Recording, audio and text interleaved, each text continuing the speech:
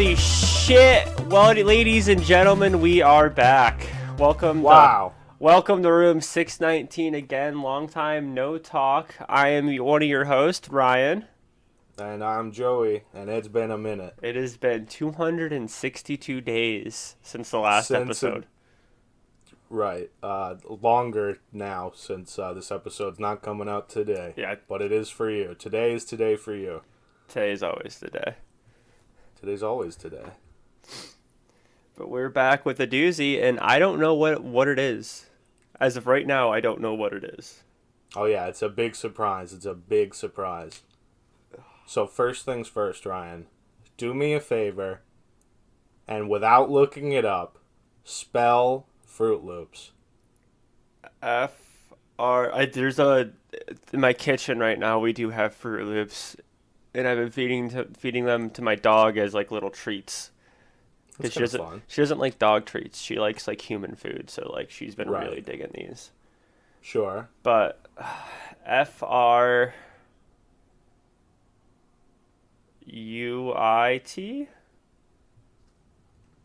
space LOOPS.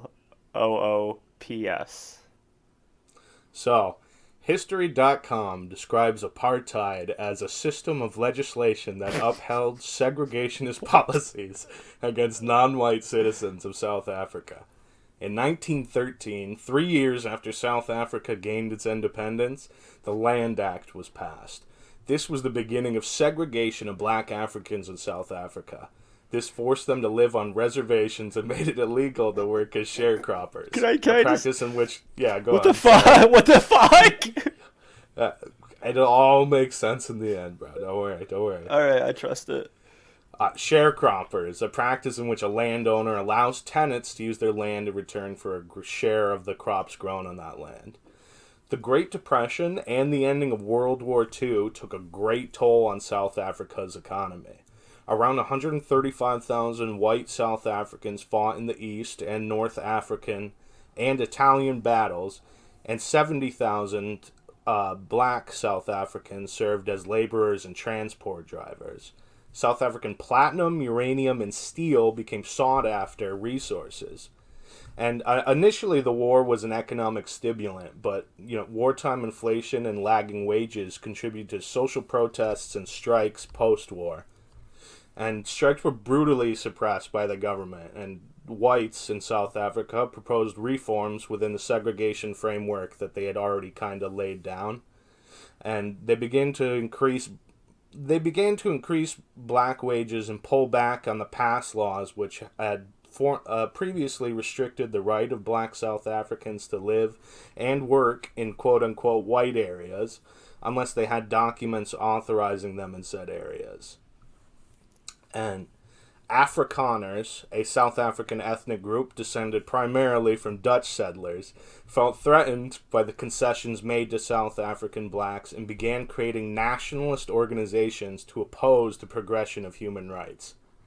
In 1948, the Afrikaner National Party came into power under the slogan of apartheid, which in the language of Afrikaans means literally apartness. The National Party... No, go on. So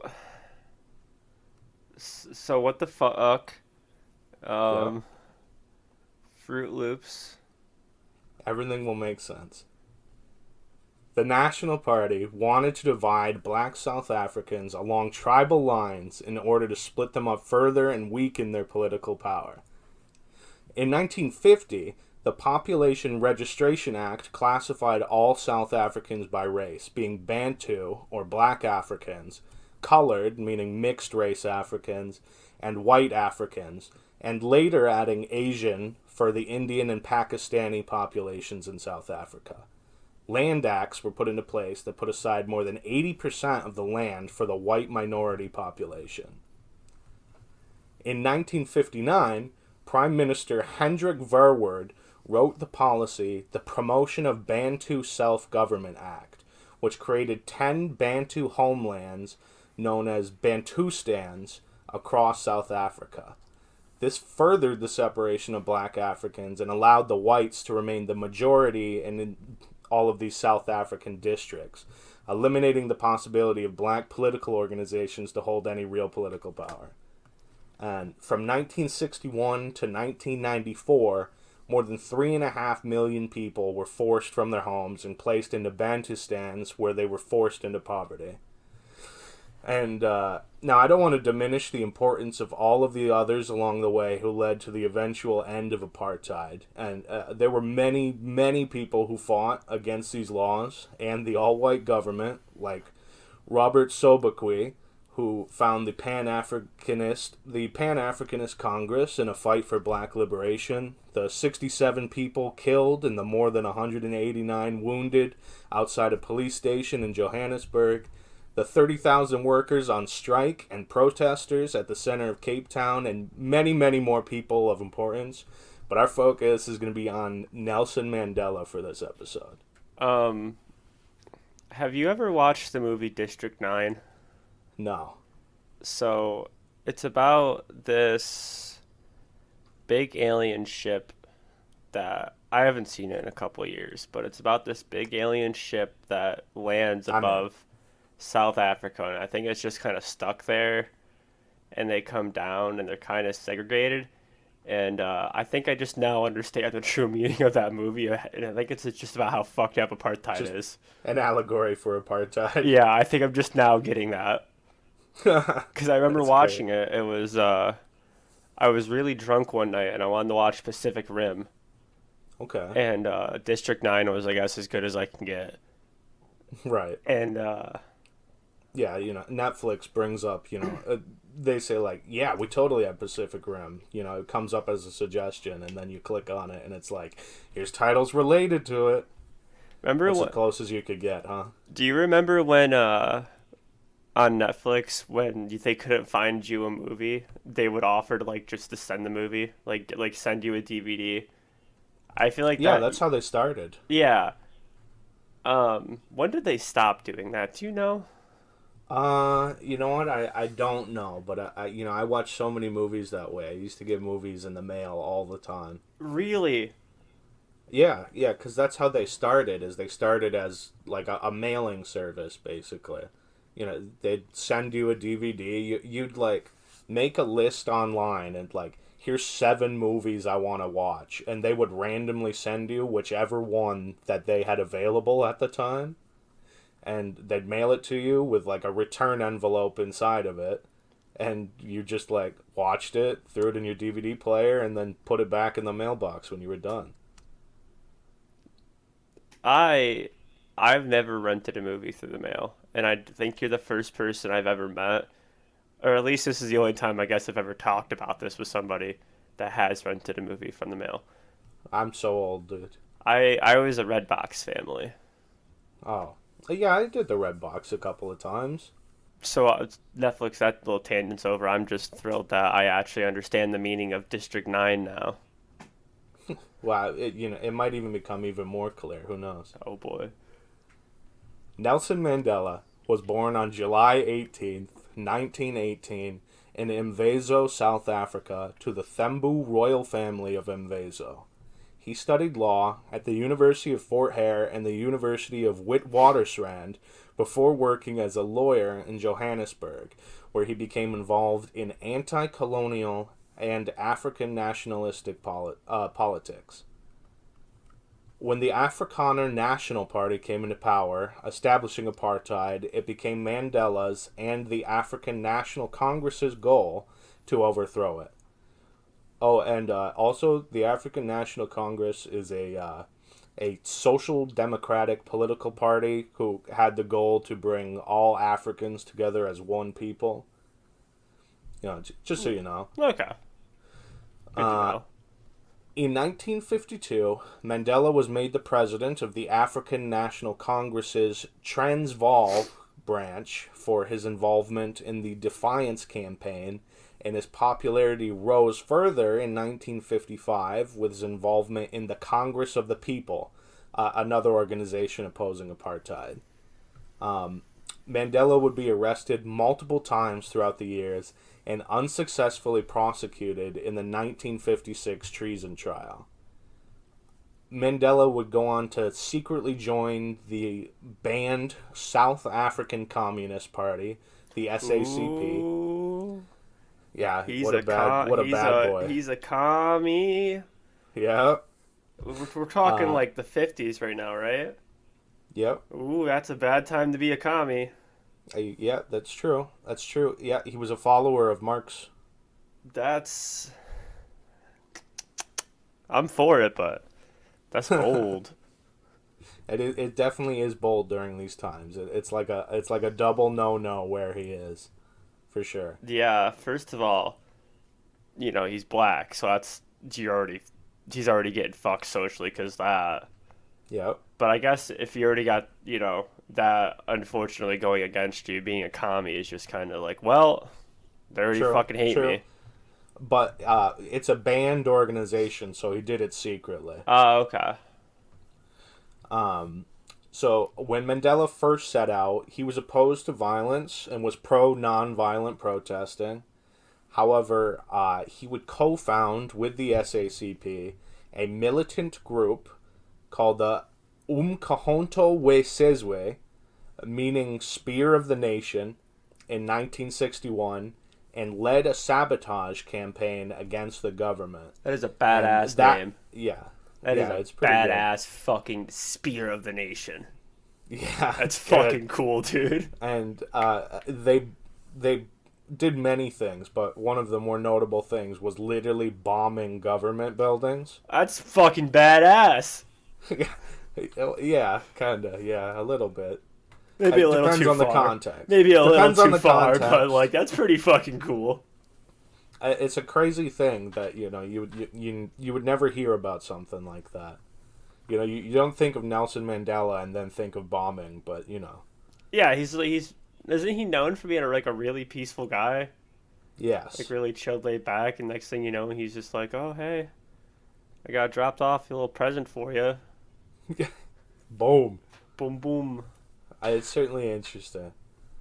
So yeah, in 1961, he led a sabotage campaign against the government, and including some bombings and other things.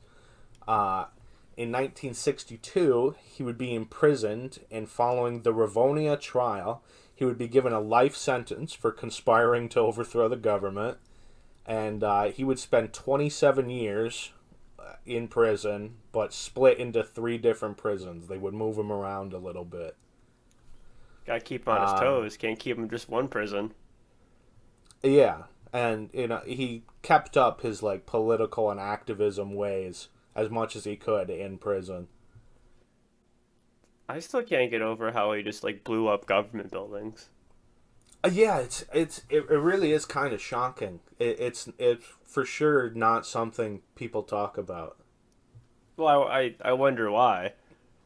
Because I'm pretty at least as far as my knowledge of him, and I have a pretty basic knowledge of him, so I'd imagine other people know out as much as I do. I've always thought he was known as just a peaceful dude who was in jail forever, and they said he got freed, and he was just really chill, and he peacefully fought for shit, not bombing shit. I mean, do what you gotta do.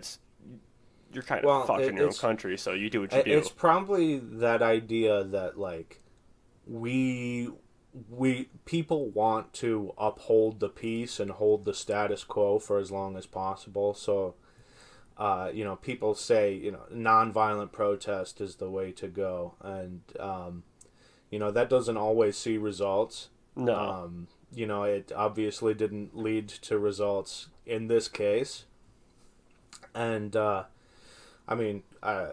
this is a whole nother bag of worms, but Martin Luther King, was all for, nonviolent protesting, but when they killed him, riots broke out across the entire nation. It was 127 cities across the United States or something. Riots broke out, and it wasn't until then that, the Civil Rights Act was enacted. Yeah, well, I mean, the FBI did kill him, so... Yeah, probably, most likely. But that's another episode. That's a whole nother episode. Potentially. So domestic and international pressure to end apartheid continued to grow, and the fear of racial war breaking out also began to rise. In 1990, we're jumping ahead a little bit. Just a couple of years. Yeah. In 1990, President F.W. de Klerk released Mandela from prison, and they would begin to negotiate an end to apartheid. Woo! Woo! We did it. 1990, we did it. Yeah. In 1994, South Africa held a multiracial general election in which he led the African National Congress to victory, and he became president of South Africa. And he partook in the writing of a new constitution, created the Truth and Reconciliation Commission to investigate past human rights abuses. He introduced measures that encourage land reform, fight poverty, and expand healthcare services. He was all around, he was all for progression, obviously. Yeah. Like, that was his whole thing.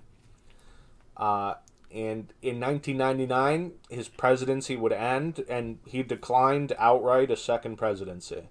Really? Yep. And you want to go back for more? I believe it was one of his right-hand men that became the next president, and I if I recall correctly, I think I think it's the same party who's won every presidency since. Okay, so they're undefeated. Since then, yeah. Yeah, I mean, I believe so. I mean, if they're pushing for, I imagine they still are. I don't know anything about the current South African politics, but they're still pushing for the same stuff. I mean, I'd vote for them. Sure. But, so, I mean, if they ain't broke, don't fix it. So, he obviously becomes globally known as a symbol of democracy, social justice, and activism. And he received more than 250 honors throughout his life, including a Nobel Peace Prize. And Nelson Mandela passed away. They just hand out those fuckers like they're nothing. I'm sorry. You think so? Absolutely. I mean, Obama won one the same year he bombed the fucking hospital. Right, yeah. Wow, he ended the war in Iraq, dude. Come on. Oh, yeah. That's that's a whole nother bag of worms. That's an episode for a different podcast, I think. Yeah. I don't think that's something we need to touch on. On the 5th of December, 2013, Nelson Mandela passed away. Or did he? Bum, bum, bum! In 2010, a self-described paranormal consultant, Fiona Broom, was at a conference, and when she was talking with other people about how she remembered the death of South African President Nelson Mandela in a South African prison in the 1980s, despite him not even being dead yet at that time. Remember, he dies in 2013, and this was in 2010. To her surprise, she learned that she was not alone, and many other people recall seeing news coverage of his death and a speech by his widow on his passing. Shocked by this and encouraged by her book publisher, she would coin the term the Mandela effect and make a website in which people could discuss the phenomena. And Nelson Mandela's death is not the only example of this. There are many very popular examples of this, such as Darth Vader saying the famous line, "Luke, I am your father." That's what he says. Despite the actual No, that's what he being, says. That's what he says. No. That's... I No. am your father. No. If you've seen Snow White and the Seven Dwarves, you may recall the line, "Mirror, mirror on the wall, who's the fairest of them all?" When in reality, the line is actually, "Magic mirror on the wall, who is the fairest one of all?" Shut the fuck up. New Zealand's location in relation to Australia. On a map, New Zealand is to the southeast of Australia, but there's a very large community of people who claim it to be the northeast of Australia. What? That's just fucking bad. Is it though? Wait, is it actually northeast? Nope, it's to the southeast. Oh. And Good. even down to the spelling of brand names, from Oscar Mayer, where people recall it being spelt Meyer when it's actually spelt Mayer. No, it's And not. you guessed it. No, it's not. Froot Loops, where fruit is spelled Froot, not how you spelt it at the top of the episode. No. And the main overlying theory being that there are infinite universes and infinite realities taking place at the same time. And occasionally those realities mix and alter our timelines, leaving all the Froot Loops misspellers in our universe, including you, No! and possibly some of our audience, and the correct spellers in a universe where they are the ones damned to be wrong. I'm never wrong, dude. It's... Go grab your box of Froot Loops right now. And I'm grabbing I'll the wait. fucking thing of Oscar Mayer hot dogs in my fridge, too. I will wait. I'll wait. No. No. No. No. That's fucked up. That's fucked up what they've done to me. That's fucked up. Tell me I'm right. That's fucked up. The Oscar Mayer... Why is it not called Oscar fucking Mayer? And how does John Mayer get a fraction of Oscar Mayer? I'm not calling Oscar Mayer anymore. That's fucking dead to me. It's Oscar Mayer. And Froot Loops, I guess that makes sense because there's the two. There's no actual fruit in it. Yeah, and there's two little like circles, and they are like circles. But like that, I'll give them Froot Loops. I'll take Froot Loops because part of my mind while I was spelling it, like no, it's probably something funky actually. But the Oscar Mayer one's the one that's fucking me up beyond belief. Wait, are you saying you don't think you're from another universe where it was spelled Froot Loops? Froot Loops was spelled normally? No, I'll give him that one. I'll give him that one. I mean, that one does make sense, especially for branding at kids, like two little O's. I'll give him that one. Right. The Oscar Mayer one, I want to go to that universe. Yeah, that's where you came from. You're in the wrong universe. Bring me back. Take me back to the shack. I want to go back. I'm sorry, dude. I mean, unless it happens again where our universe is crossed, I don't think there's any way for you to go back. I think you're just stuck here. That's fucking stupid. God damn it. No, I don't even know. I'm just mad. But, the realistic, actual likely answer for this phenomena lies in a psychology term called false memory, where someone remembers something that didn't happen or remembers it differently than the actual way it happened for, multiple reasons. You know, it could be, suggestibility, the activation in your brain of associated memories, like bringing two things together that aren't necessarily actually connected. Incorporating misinformation into, your thoughts or just, source misattribution. I mean, you can't actually believe you're just from another universe, right? You just, had to have remembered it wrong. Next thing you're going to tell me it's not the Bernstein Bears, it's the Bernstein Bears or something stupid like that. That's the one that gets me, yeah. I'm not going to lie. That's the one that gets me. That's the only one I really knew about. Yeah, that one tricks me up because I absolutely remember it being Bernstein Bears, like EIN, not AIN. So who knows? Maybe we're both in the wrong universe. Just it's the same exact universe, just one letter's fucked up. I'm sure there's other things that have changed, but yeah. Well, who knows? Maybe those paths are the easiest to cross because they're so similar. Maybe the universes and timelines are parallel to each other, and it's easier for them to cross because they're closer. I don't know. Maybe they're closer because they're similar. Well, there's a lot of assumptions there. There's a lot of really crazy, insane jumps and assumptions with that. Well, you got to think, right? If the universe is infinite, yep, there is a universe where everything's exactly the same, except it's spelled Oscar Mayer. Oscar Mayer. God damn, I don't know what's fucking real anymore.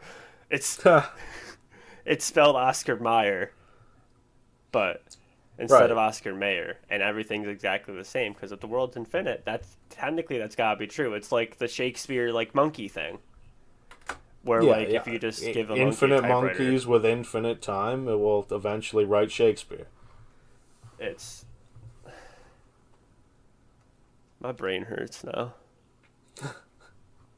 So when I was telling you about this episode, I told you it'd be about cereal, and that was kind of a misguide. But what do you think? 2 days ago, you just sent me a GIF of a toucan. Yes. Yeah. And then all you said, the only other message I got besides that was just Joe. Yep. And I was like, what the fuck's going on right now? It was all leading up to this moment. Froot Loops, Toucan Sam. We're all in. God damn you, Samuel. Toucanual Samuel. I don't think I'm gonna recover from that one. I knew the hit, the Bernstein Bears, and then You really think the spelling of Oscar Myers ruined your life? I really think it has. Why? I don't know. I don't know why that's hurting my head so much. Everything's different now. Life looks like a new color now. Blues look a little different now. Greens are a little different. Reds are a little different. I just feel weird now. I might, after this episode's over, I might just go into complete existential dread. Yeah. All right, so that's all we have for this episode. We have merch at redbubble.com. We have a Twitter account at twitter.com/619room where you can get random updates from us, and it's usually just random pictures that have vague relation to what we're doing. Yeah. And both of those links will be in the episode description. It's good to be back, and thanks for sticking with us. Yeah, good to be back, everyone, and thanks for hanging out. We'll see you guys later. Bye. Bye.